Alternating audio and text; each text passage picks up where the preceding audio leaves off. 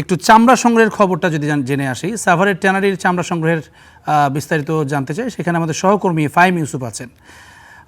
একই সঙ্গে তারিকুলকেও আমরা দেখতে পাচ্ছি, নাটোর থেকে যুক্ত হয়েছেন, চক বৈদ্যনাথ বাজার থেকে। আমরা শুরুতে একটু ফাহিমের কাছে জানতে চাই সাভারের কি অবস্থা।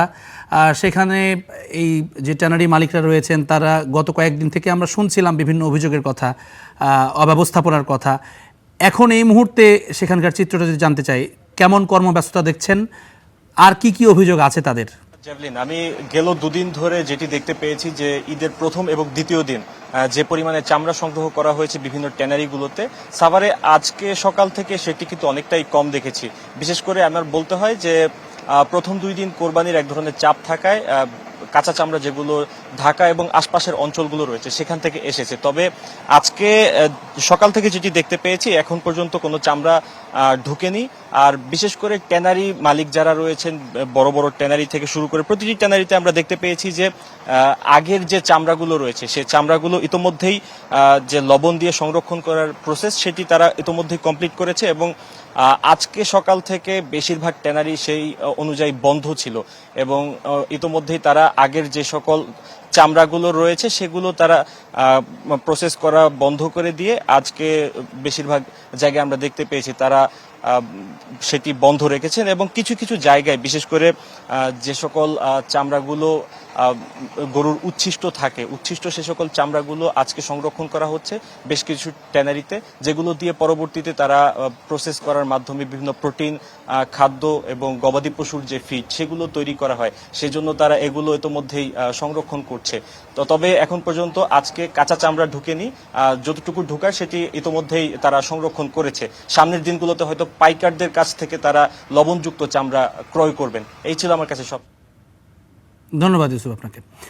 আমরা একটু নাটোরের চিত্রটা জানতে চাই। তারিকুল, আমাদেরকে জানাবেন একটু কি অবস্থা, আজকে কার্যক্রম সেখানে কি চলছে? আজকে ইতিমধ্যে তৃতীয় দিন, ব্যস্ততা কিছুটা কমেছে কিনা? মানে সংগ্রহ তো এখন আর হচ্ছে না মনে হয়। সংগ্রহ হচ্ছে না বললে হয় না আর কি, সংগ্রহ হচ্ছে তবে খুবই কম।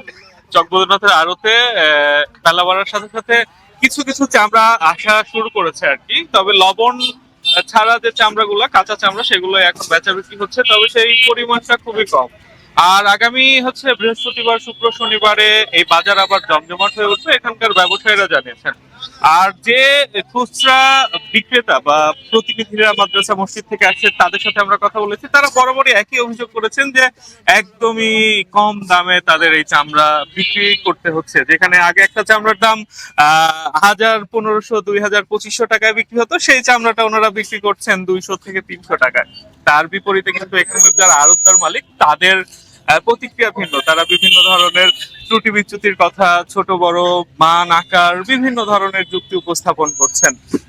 তো এই বাজার এখন চলছে, এখানে প্রাথমিক সংরক্ষণের কাজও শেষ হয়েছে। এখন যেগুলো আসছে সেগুলো কাজ হচ্ছে, ব্যস্ততা তেমন নেই আর কি, হাট ডাকও নেই। তবে এই বাজার জমে উঠবে আগামী বৃহস্পতি শুক্র শনিবারে।